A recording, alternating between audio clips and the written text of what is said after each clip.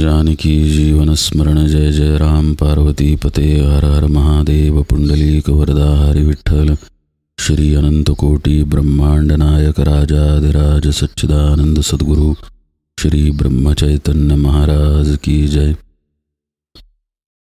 श्री महाराजांच्या सेवेमध्ये आपण संत श्री नामदेव महाराजांचा हरिपाठ पाहतोय।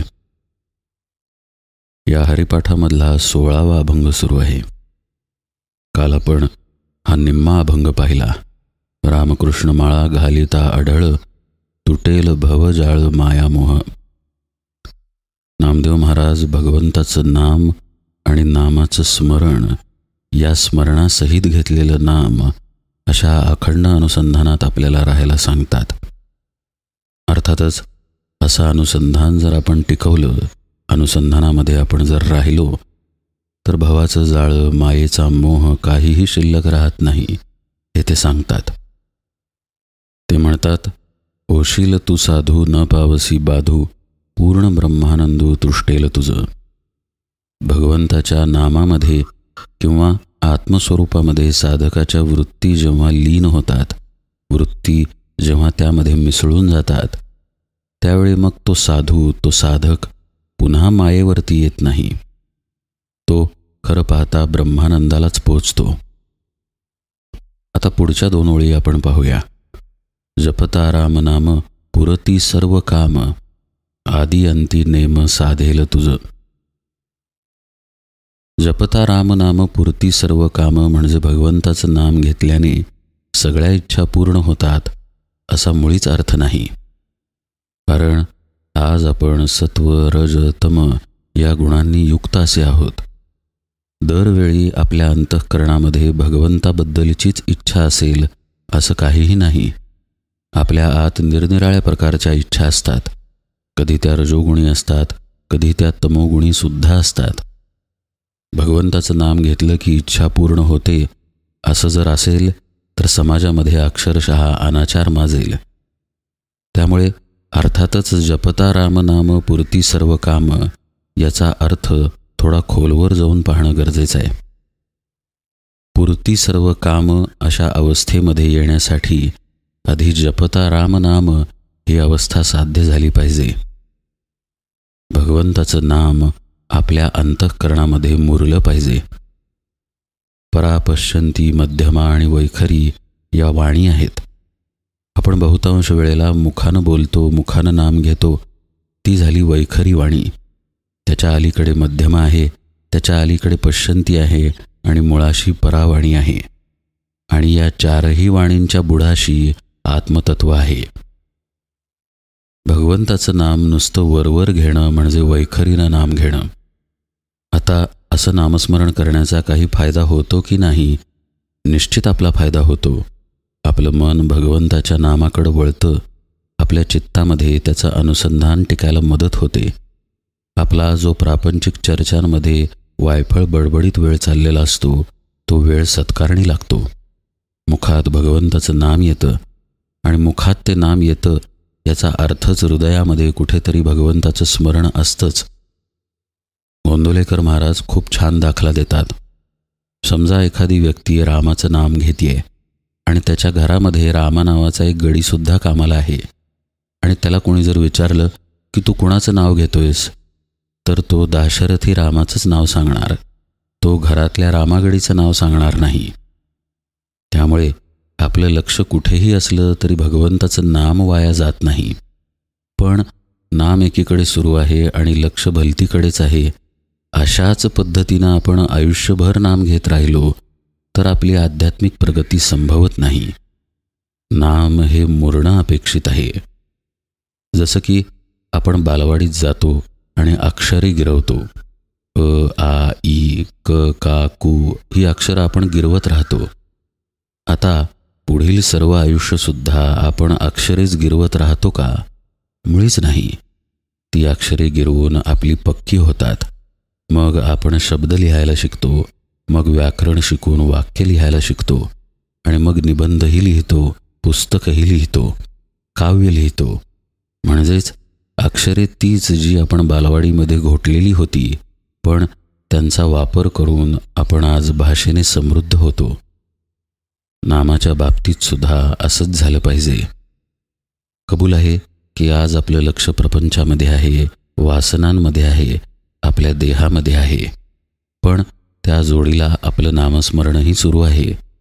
पण एक काळ असा येणं गरजेचं आहे की आपलं सगळं लक्ष आपल्या नामामध्ये पाहिजे. आपल्या विचारांचा, आपल्या मनाचा, आपल्या बुद्धीचा, आपल्या देहाचा आपल्याला विसर पडणं गरजेचं आहे. आणि राहिलं पाहिजे ते फक्त भगवंताचं नाम. या गोष्टीला खरं म्हणजे जपता राम नाम असं म्हणतात बरं का. आपल्या मनामध्ये नामाचं स्फुरण घडतं, आपण वैखरीनं नाम घेतो. ही प्रक्रिया खोल खोल गेली पाहिजे. नाम झिरपून वैखरीतून मध्यमेमध्ये, मध्यमेतून पश्यंतीमध्ये आणि पश्यंतीमधून परावाणीपर्यंत गेलं पाहिजे.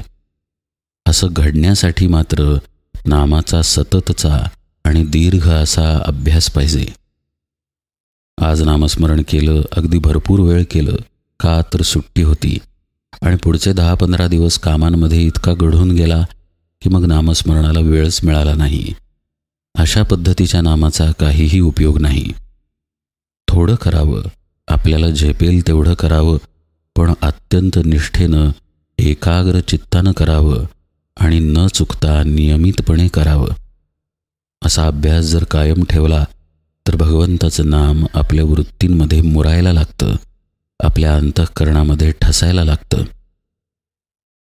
एक लक्षात घ्या, आपल्या अंतःकरणामध्ये म्हणजेच मन, चित्त, बुद्धी आणि अहंकार या गोष्टींमध्ये वासना भरून राहिलेली आहे. कारण जीवाचा तो स्थायी भाव आहे. वासनेमध्येच आपला जन्म झालेला आहे. त्यामुळे वासनेपासून, इच्छेपासून आपल्याला लांब पडणे इतके सहज नाही. पण भगवंताचं नामच हे करू जाणे की ती इच्छा, ती वासना ते नष्ट करतं आणि तिथे भगवंताचं अधिष्ठान कायम करतं. नामदेव महाराज म्हणतायत, जपता राम नाम पुरती सर्व काम. म्हणजे भगवंताच्या नामाने इच्छा पूर्ण होतात असा अर्थ नसून भगवंताच्या नामाने इच्छाच नष्ट होतात. पुरती सर्व काम. एक उदाहरण फार पूर्वीपासून दिलं जातं. घागर रिकामी असते तेव्हा ती जर पाण्यात बुडवली तर तिच्यातून बुडबुड बुडबुड असा आवाज येतो. पण घागर जर पूर्ण भरली तर ती कोणताही आवाज करत नाही. त्याचप्रमाणे समजा पुरी जर तेलामध्ये तळायला सोडली तर चुरचुर चुरचुर आवाज करते. पण तळून पूर्ण झाली की पुरीमधून कुठलाही आवाज येत नाही. त्याचप्रमाणे जोपर्यंत आपल्या अंतःकरणामध्ये, आपल्या मनामध्ये, चित्तामध्ये, बुद्धीमध्ये वासना आहेत, इच्छा आहेत, तोपर्यंत जीवाची तगमग आहे, तोपर्यंत जीवाला शांती नाही. पण जेव्हाही वासना पूर्ण होते याचा अर्थ ती जेव्हा संपुष्टात येते तेव्हा जीवाला खऱ्या अर्थानं शांती प्राप्त होते. जपता राम नाम पुरती सर्व काम. कुठल्याही प्रकारचा काम, इच्छा, वासना त्या ठिकाणी राहतच नाही. अशी कल्पना करा की वासनेने भरलेला आपला नरजन्म हे एक डेरेदार झाड आहे. आता त्या झाडाच्या 1-2 फांदी तोडून काही उपयोग होईल का? नाम हे मुळावरती घाव करते आणि त्यामुळे झाड गळून पडते. तोच प्रकार इथे आहे.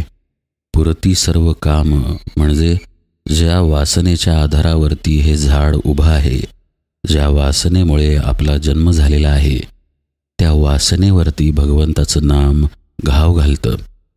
त्यामुळं कुठलीही इच्छा, वासना अंतःकरणामध्ये राहत नाही आणि जन्माचं मूळ नष्ट होऊन जातं. नाथ महाराज म्हणतात, जन्म घेणे लागे वासनेच्या अंगे. ज्या वासनेमुळे आपला जन्म झाला आहे तिला बाजूला ठेवणं तसं पाहता अशक्य गोष्ट आहे. गोंदवलेकर महाराज तर एके ठिकाणी म्हणतात की वासना टाकणे म्हणजे जवळजवळ मरून जाण्यासारखे आहे. पण जिवंत राहून वासनेचा नाश ही किमया फक्त भगवंताचं नाम करू शकते, सद्गुरूंची कृपा करू शकते. आणि म्हणूनच ते नाम सद्गुरूंकडून मिळणं अत्यंत आवश्यक आहे. असं सद्गुरूंकडून मिळालेलं नाम, सद्गुरूंकडून मिळालेली साधना आपल्याला पुरती सर्व काम या अवस्थेमध्ये नेते आणि मग आपल्या अंतःकरणामध्ये कोणत्याही स्वरूपाची इच्छा राहत नाही. जपता रामनाम पुरती सर्व काम. मग असा साधक कशा पद्धतीने नामामध्ये असतो तर आदी अंती नेम साधेल तुझं, असं नामदेव महाराज म्हणतात. आता उत्पत्ती स्थिती लय आदी मध्य अंत या सृष्टीमधील अवस्था आहेत. आपल्या देहाला सुद्धा अशा अवस्था आहेतच. कधी आपण जागे असतो, कधी झोपलेले असतो, कधी देह बेशुद्ध होतो तर कधी मृत होतो. आपल्या अंतःकरणामध्ये सुद्धा आपण वेगवेगळ्या अवस्था अनुभवतो. कधी आपलं अंतःकरण भगवंताच्या नामामध्ये तल्लीन असतं, तर कधी अंतःकरणामध्ये प्रापंचिक विचार असतात, तर कधी अंतःकरण तमोगुणी सुद्धा असतं. निरनिराळे दोष आणि निरनिराळ्या अवस्था आपण उपभोगत असतो. नामदेव महाराज म्हणतात, जो नामामध्ये खऱ्या अर्थानं रंगून जातो त्याच्या सर्व अवस्थांमध्ये नाम सुटत नाही. नामाचं स्मरण सर्व अवस्थांमध्ये त्याचं टिकून राहतं.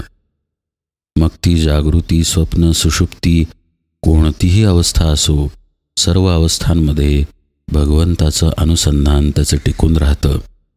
आदी अंती नेम साधेल तुझं असं होईल, पण त्यासाठी मात्र जपता रामनाम हे करणं गरजेचं आहे. भगवंताच्या नामाचा अभ्यास, त्याच्या अनुसंधानात राहण्याचा अभ्यास हे करणं गरजेचं आहे. असं पहा, एक पाण्याने गच्च भरलेली घागर आहे. आता घागरीच्या वर पाणी आहे, मध्येही पाणी आहे आणि घागरीच्या तळाशीही पाणी आहे. तसंच अशा पद्धतीनं जो नामानं भरून जातो अशा साधकाच्या आदी अंती नेमच असतो, असं नामदेव महाराज म्हणतात. अर्थातच ही अवस्था आहे, अनुभव घेऊनच ती पाहिली पाहिजे. आणि हा अनुभव येतो, मात्र त्याकरिता लागते ती गुरुकृपा आणि नामाचा अभ्यास. शेवटच्या ओळीत नामदेव महाराज म्हणतात, नामा म्हणे कृतार्थ सर्व मनोरथ, न लगती ते अर्थ मायापाश. मगाशी पाहिलेलाच विषय नामदेव महाराज पुन्हा एकदा सांगतात की अशा साधकाच्या कुठल्याही इच्छा राहत नाहीत, सर्व मनोरथ कृतार्थ होतात, किंवा असा साधक खरी कृतार्थता पावतो. नरजन्मामध्ये येऊन जे साध्य करायचं आहे ते त्याला साध्य होतं. हे कबूल आहे की वासनेमध्ये जन्म झालेला असतो, पण या जन्मामध्येच ती वासना दूर करणंही शक्य आहे, हे त्याला साध्य होतं. नामा म्हणे कृतार्थ, हीच खरी कृतार्थता आहे की सर्व मनोरथ होणं, म्हणजेच भगवंताच्या नामामुळे आपल्या वासनेचा क्षय होणं. अशी कृतार्थता त्याला लाभते आणि मग अर्थातच त्याला मायेचा पाश राहत नाही. देहाने तो संसारामध्ये, प्रपंचामध्ये वर्तन करतो, पण त्या प्रपंचामध्ये, त्या संसारामध्ये तो कुठल्याही प्रकारे आसक्त राहत नाही. आसक्त होणे हा एक प्रकारे आपला स्वभावच झालेला आहे. अहो, एखादी साधी गोष्ट जरी असली तरी त्यामध्ये आपण आसक्त होतो. समजा दूध आपण तापवायला ठेवलं आणि आपलंच दुर्लक्ष झाल्यामुळे ते उतू गेलं, तरीसुद्धा क्षण दोन क्षण का होईना आपण चिडतो, अस्वस्थ होतो की अरे दूध उतू गेलं. म्हणजे पहा, एखाद्या साध्या गोष्टीमध्ये सुद्धा आपण आसक्ती ठेवलेली असते, ते उतू जाऊ नये अशी इच्छा बाळगलेली असते. परिणाम असा होतो की त्याच्या उतू जाण्याने सुद्धा आपलं मन अस्वस्थ होतं, आपल्या चित्ताला धक्का लागतो. अशी ही खोल असलेली आसक्ती केवळ भगवंताच्या नामाने सुटते आणि नरजन्मामध्ये कृतार्थता प्राप्त होते. त्याचा प्रपंच सुटत नाही, त्याची मुलं बाळं, घरदार यातलं काहीही सुटत नाही. फक्त तो त्यामध्ये असून नसल्यासारखा असतो. जसं कमळ चिखलामध्ये असतं पण कमळाला चिखल लागत नाही, तद्वतच तो संसारामध्ये सर्व कर्तव्यांमध्ये राहतो, पण त्याचा पाश त्याला लागत नाही. न लगती ते अर्थ मायापाश. पण यासाठी गरज आहे ती कृतार्थता साध्य करून घेण्याची, भगवंताच्या नामामध्ये स्वतःला विसरण्याची आणि गुरुकृपेने आपण कोण आहोत याची ओळख करून घेण्याची. नामा म्हणे कृतार्थ सर्व मनोरथ, न लगती ते अर्थ मायापाश. असा हा या हरिपाठातील 16वा अभंग आहे. इथून पुढील अभंगही आपण यथावकाश पाहूया. आज निरूपण सेवेला इथेच विराम देतो. जानकी जीवन स्मरण. जय जय राम.